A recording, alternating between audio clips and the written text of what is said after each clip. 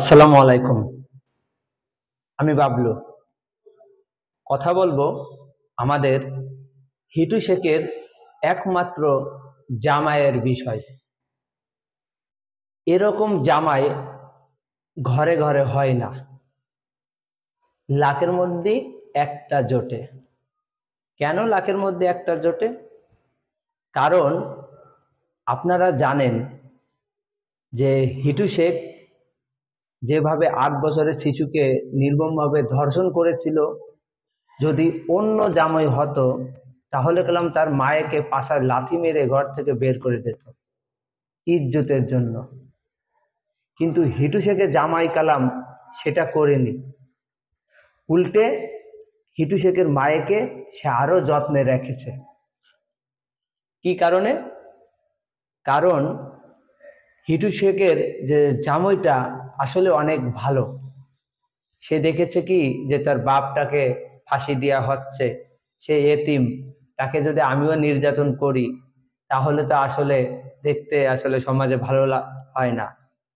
তা আসলে হিটু শেখের জামাই আহ, এত ভালো যে হিটু শেখের মেয়েকে আসলে খাওয়া পরা কাপড় চুপুর এবং কথাবার্তা সম্পূর্ণ আসলে দেখছে এবং তার সঙ্গে আসলে সবসময় ভালো ব্যবহার করে। আপনারা জানেন যে ইতিমধ্যে হিটু শেখের জামাই বলেছেন যে হিটু শেখের যে মা রয়েছে রোকেয়া বেগম, সেও কলাম আসলে হিটু শেখের জামার কাছে থাকে, সেখানে থাকছে খাচ্ছে, সেখানেই কলাম রয়েছে। তাহলে আপনি দেখুন যে হিটু শেখের মায়েকে তো রাখছে, উল্টে হিটু শেখের মাকেও কলাম সে খাবার দাবার দিয়ে লালন পালন করছে। তারপরে আরো দুঃখের বিষয় যে হিটু শেখের জামাই কলাম একজন হতদরিদ্র, মাত্র জুগাইলে কাজ করে। আপনারা জানেন রাজের কাজ, কামলা দিয়ে খায়। কয়টা টাকা পাবে?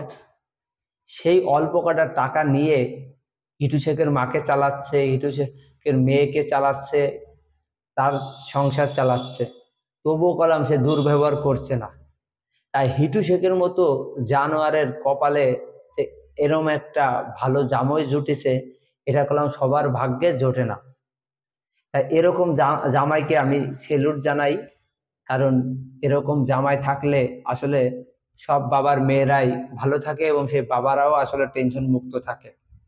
আজকে যদি এই হিটু শেখের কারণে হিটু শেখের মেয়ের কোনো ক্ষতি হয়ে যেত তাহলে কলাম হিটু শেখের মেয়ের জীবনটা নষ্ট হয়ে যেত। হিটু শেখের কারণে হিটু শেখের মার কলাম জীবনটা নষ্ট হয়ে গেছে। আজকে সে বুড়ো বয়সে বিভিন্ন দাঁড়ে দাঁড়ে ঘুরেছে, শেষমেশ এখন নাতির বাড়ি যেয়ে উঠেছে। আর এই হিটু শেখের কারণে তার ছেলে মেয়ে যে দুইটা, সজীব শেখ অন্যান্য, তাদের জীবনও নষ্ট হয়েছে।